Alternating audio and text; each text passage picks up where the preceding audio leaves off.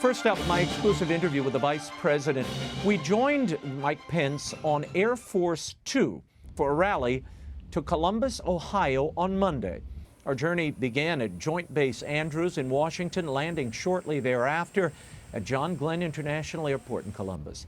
We attended the Trump-Pence rally at Savco & Sons, a family-owned construction company.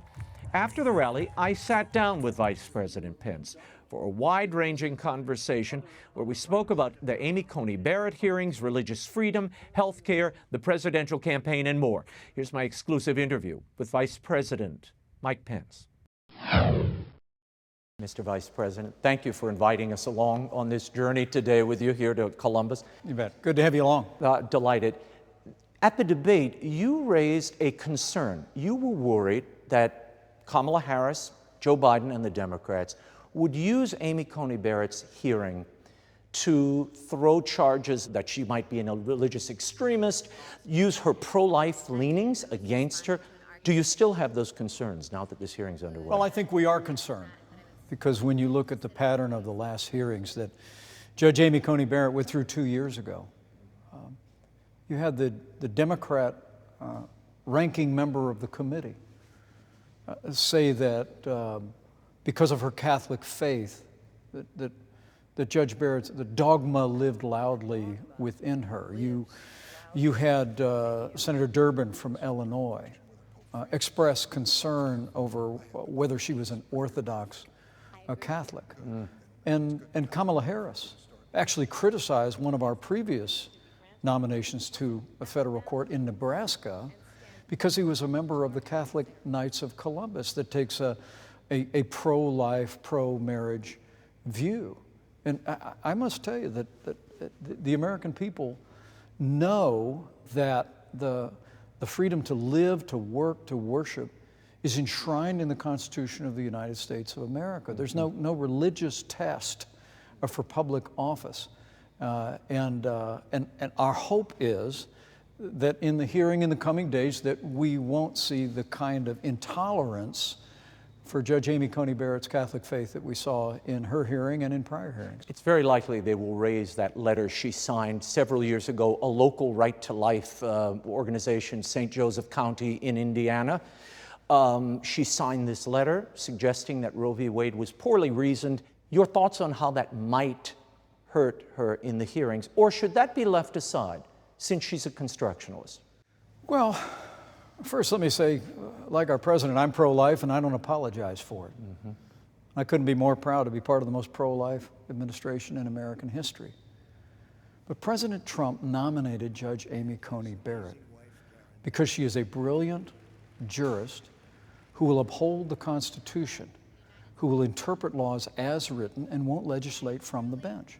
Now, I wouldn't presume how she would rule on any case, but the president kept his word in nominating someone who will uphold all the liberties enshrined in our Constitution and will serve in a manner consistent with her mentor with whom she worked, the late Justice Antonin Scalia. What do you make of the fact that it looks like the Democrats and the judiciary have decided to turn the hearing into a commercial for Obamacare, holding up all the people who've been affected by it? Is that a concession that Amy Coney Barrett is all but a justice at this point? Well, first, let me say we rightly paused to mourn the passing of the late Justice Ruth Bader Ginsburg.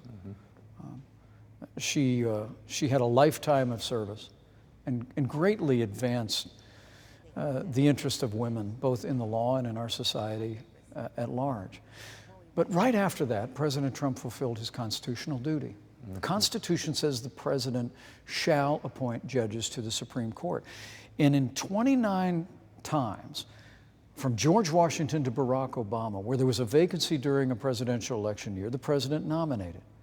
And the president nominated Judge Amy Coney Barrett, as was his duty and obligation.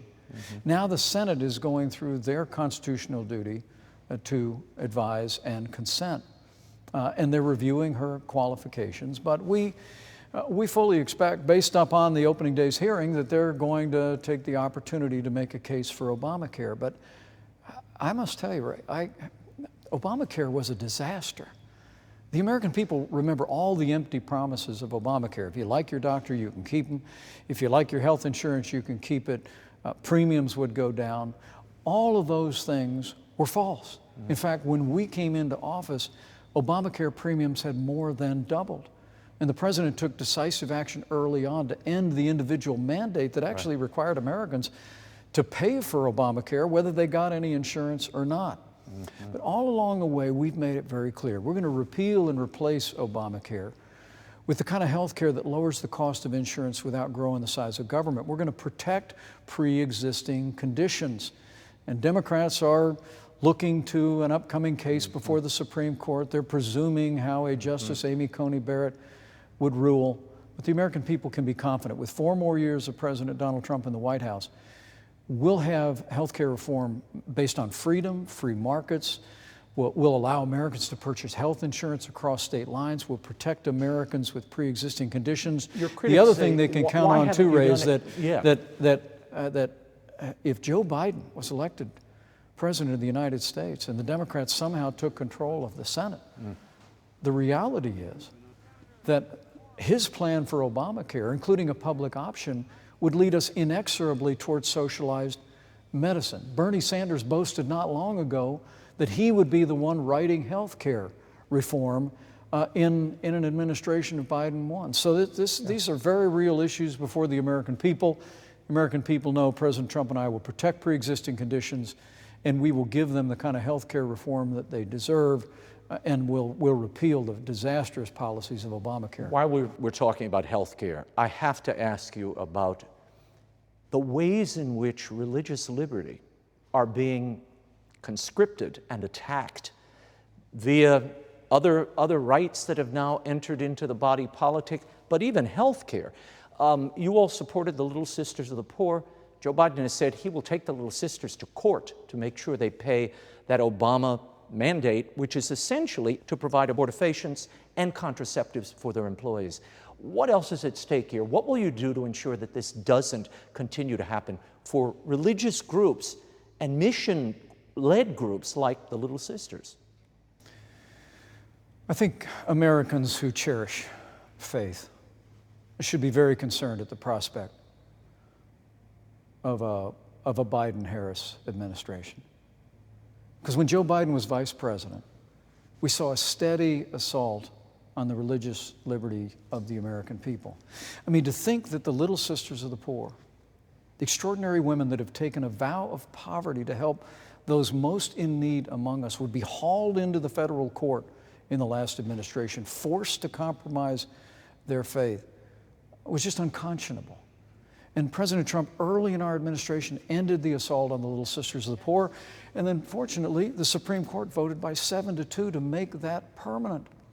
But that's why it's all the more outrageous that Joe Biden has actually said that he intends to haul the Little Sisters of the Poor back into court to force them to compromise their faith under the strictures of Obamacare. But it's not an isolated incident.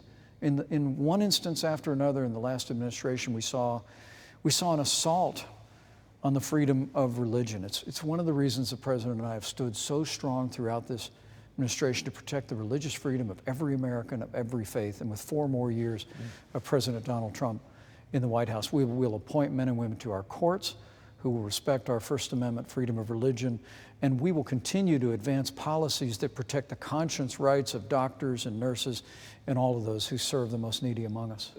Speaking of the courts, Joe Biden, there is a question of whether he will pack the courts. He's been asked this repeatedly. Now, make sure you, in fact, let people know you're a senator. I'm not going to answer the question. You tried to get Kamala Harris to answer the question at the last debate. So I think the American people would really like to know, if Judge Amy Coney Barrett is confirmed to the Supreme Court of the United States, are you and Joe Biden, if somehow you win this election, going to pack the Supreme Court to get your way? She would not. Joe Biden this weekend said, the voters don't deserve to know. Well, sir, don't the voters deserve to know where you stand? In fact, he says you and President Trump are trying to pack the courts. Your response? When you're running for the highest office in the land, the American people deserve to know whether you're going to respect the highest court in the land. And the fact that Joe Biden and Kamala Harris consistently refuse to say whether they will yield to the most radical elements in their party, add seats to the Supreme Court, that's been 9 justices for 150 years, is outrageous and it's unacceptable. In the presidential debate, Joe Biden refused to answer the question. In the vice presidential debate, Kamala Harris, again, used the same line that the election is underway. But most remarkably to me is that when Joe Biden was asked on the campaign trail last Friday if the American people deserve an answer, he said, no, they don't deserve it. But as I could tell here in Ohio today, the American people, no different. They deserve a straight answer. It's time for Joe Biden and Kamala Harris to come clean on court packing. And Ray, the only explanation to their refusal to answer the question is that if Joe Biden and Kamala Harris are elected to the White House, if they gain a majority in the Senate and hold the House, they're going to add seats to the Supreme Court. They're going to take the approach that they couldn't win by the rules in the Supreme Court, so they're going to change the rules and add seats to the court, and add liberal activists to the court to obviate how the American people voted in the election. So look, the President and I are going to continue to take this case to the American people. And in President Donald Trump, the American people can be confident that we will have 4 more years of principled conservatives appointed to our courts, and we will respect a 9-seat Supreme Court and the independent judiciary of the United States. We talked about the debate in passing.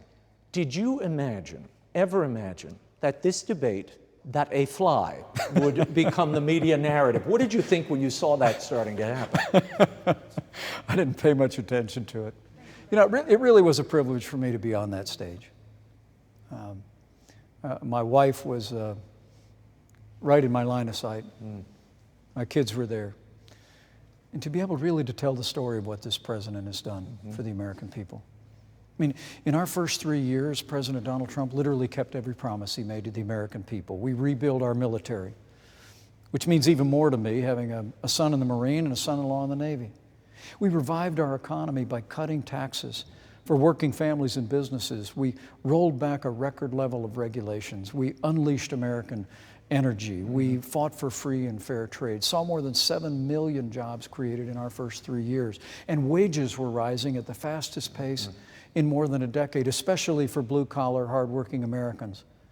And this president stood for the right to life. He stood for religious liberty. We appointed more than 230 conservatives to our federal courts, and all along the way, he stood for law and order and with the men and women of law enforcement, even while we were advancing the interest of African Americans and our minorities like no other administration in my lifetime. In our first 3 years, we saw the lowest unemployment ever recorded for African Americans. President Trump made funding for historically black colleges and universities permanent. We stood strong for school choice, so important to so many underprivileged minority families in our cities. And it was this president that passed criminal justice reform to make our justice system more fair and more equitable, especially to our minorities. And so all along the way, we've delivered on the promises that we made. And for me to be able to be on that stage, to tell that story, as well as the president's strong, consistent leadership through the challenging days of this coronavirus pandemic, was a great honor. One more question I have to ask you about COVID. We are hearing it even at Amy Coney Barrett's hearings. They are claiming, the Democrats, that you and the Trump administration withheld information from the American people and are encouraging super spreader-like events, and they're calling out the rallies you're holding across the country. Are you putting even your supporters at risk by having rallies like this? The American people have a constitutional right to peaceably assemble. And we're very confident. As Americans have shown throughout the last 8 months, the people of this country know how to put their own health, their family's health, and the health of the people in their community first. We're having events outdoors, and we'll continue to take proper measures. But Ray, I think the stakes in this election have never been higher.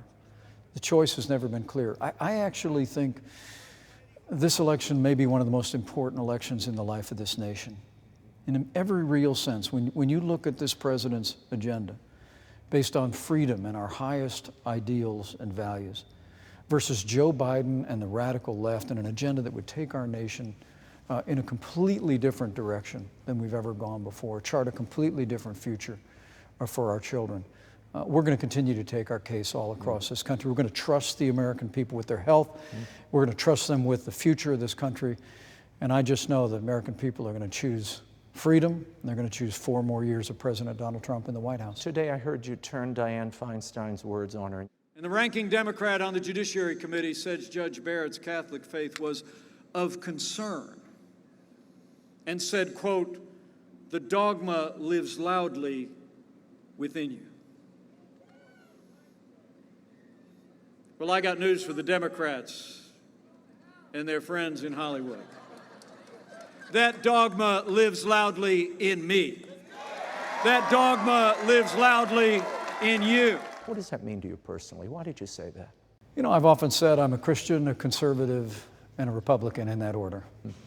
And when I hear the kind of religious intolerance that we've heard coming from Democrat leaders in recent years, like millions of Americans, I take it very personally.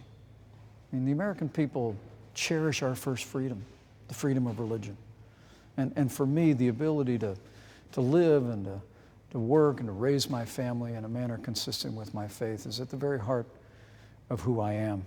And I think you could tell at the rally today that when I said that dogma lives loudly in me, I also said to the crowd, that dogma lives loudly in you, and you could tell that it does. Look, President Trump often says that this is a nation of faith. As I travel around America, the sweetest words I ever hear when people will stop, take a moment and say, "I'm praying for you." And the President and I hear it all the time. And I was moved to hear Judge Amy Coney Barrett close her opening statement today by saying that she believes in prayer. This nation believes in prayer, and we cherish the freedom to live out our faith every day. And under President Donald Trump, we're going to protect that freedom for 4 more years. Mr. Vice President, thank you for the time. Thank you. Great to be back on EWTN. Our thanks to the Vice President and his staff for their assistance.